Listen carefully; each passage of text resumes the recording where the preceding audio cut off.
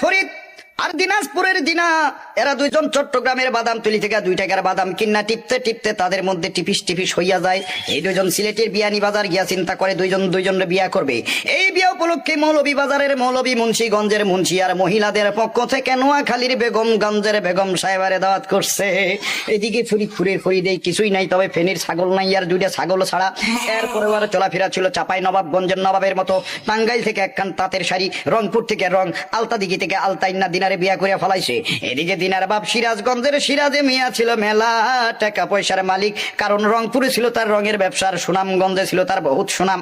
এই মিয়া চিন্তা করছিল তার মাইয়াটারে জাকজমক কইরা বিয়া দিবে, যেমন মাগুরা থেকে মাগুর মাছ, সাতক্ষীরা থেকে সাতমন দুধ, কুড়িগ্রাম থেকে 20টা খাসি আর গাইবান্ধা থেকে 1 ডজন গাই আইনা, বরিশালের বরিনারু বানাইয়া, লালমনির হাট থেকে লাল রঙের শাড়ি কিনা, যশোর বেনাপুল থেকে বেনারসি আইনা, খুলনার বাগের হাটের বাগের মতো একটা পোলার লগে তার মাইয়ারে বিয়া দিবে। কথা বলেন, কথা বলেন। কিন্তু এই ফরিদ চুয়াডাঙ্গার চুয়া কথা কইয়া পটুয়াখালীর ভাষায় পটাইয়া পটাইয়া দিনারে বিয়া কইরা ফলাইছে। মনের দুঃখে সিরাজ মিয়া রওনা দিছে অজানা উদ্দেশ্যে। পাবনায় গিয়া পড়ছে ভাব নাই, নোয়াখালী আইসা চিন্তা করে খালি খালি কাইন্দা লাভ নাই, যাই ভোলাই গিয়া মনের দুঃখটা ভোলা যায় কিনা।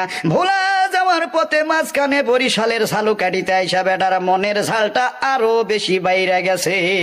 বলেন বাপরে বাপ, এ কথা বলে না, যারা বলেন ঠিক না বেঠে। এই খবর তো আর ঢাকা শহরে ঢাকা রইল না, খবরের কাগজ পত্র পত্রিকায় ছাপা হয়ে গেল। তার আগে এই ঘটনা চলে গেল জামালপুরের জামালের কাছে। জামালপুরের জামাল মমিন সিং এর মমিনের মাধ্যমে ঘটনা জানাই দিয়েছে মানিকগঞ্জের মানিকের কাছে। মানিকগঞ্জের মানিক এত খারাপ লোক মনে হয় জন্মের সময় তার মুখে মধুপুরের মধু পড়ে নাই। এই বেড়া করছে কি, এই ঘটনা জানাই দিছে গোপালগঞ্জের গোপালের কাছে।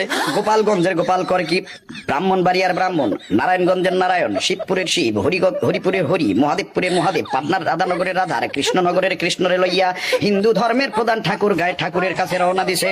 এই কয়জন হিন্দু মিল্লা কুমিল্লা 14 গ্রাম থেকে আরো 14 জন হিন্দু সংগ্রহ করে একটা কমিটি গঠন করে বলে ঘটনার বিচার দিয়ে দাও গাজীপুরের গাজী সাহেবের কাছে।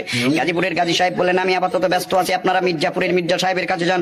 মির্জাপুরের মির্জা সাহেব বললেন আমার নাতি নরসিংদীর নরাদম শেরপুর থেকে 1 সার চিনি চুরি করিয়া বগুড়া সারিয়াকান্দি থানায় আসামিদের মধ্যে সারিবদ্ধভাবে দাঁড়ায় রয়েছে, আপনারা আপাতত হাজীগঞ্জের হাজী সাহেবের কাছে যান। হাজীগঞ্জের হাজী সাহেব বললেন ফরিদপুরের ফরিদার, দিনাজপুরের দিনাজে বিয়াটা করছে, এটা শরীয়তপুরের শরীয়ত মোতাবেক ঠিক আছে কিনা। যদি ঠিক না থাকে তাহলে মেহেরপুর থেকে মেহের আলীর ডাইক্কা পাঠাও, এর খাগড়াছড়িতে পাঠাই দাও। সেখান থেকে কমসে কম 5 থেকে 6টা ছড়ি আইনা ফরিদ নামের পোলাটারে সিলেটের শায়েস্তাগঞ্জ নিয়ে ভালো করে শায়েস্তা করে নিয়ে আসো। চিল্লা এখন ঠিক না বেঠি।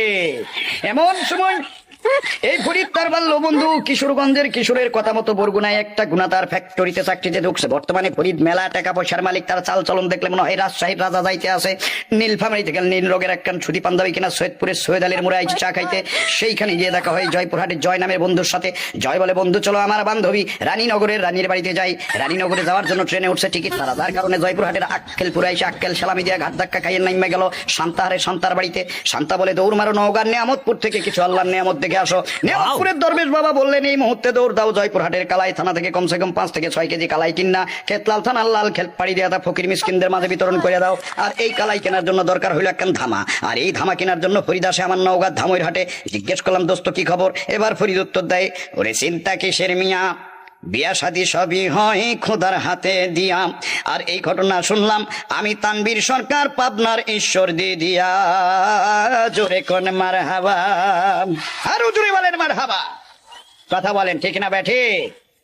বউয়ের জ্বালাই ইচ্ছা করে গাড়ির নিচে মারি ঝাপ, গাড়ির নিচে মারি ঝাপ, কেন যে বিয়া করলাম বাপ রে বাপ, হাই গো কেন যে বিয়া করলাম বাপ রে বাপ। চিল্লায় বলেন ঠিক না বেঠি।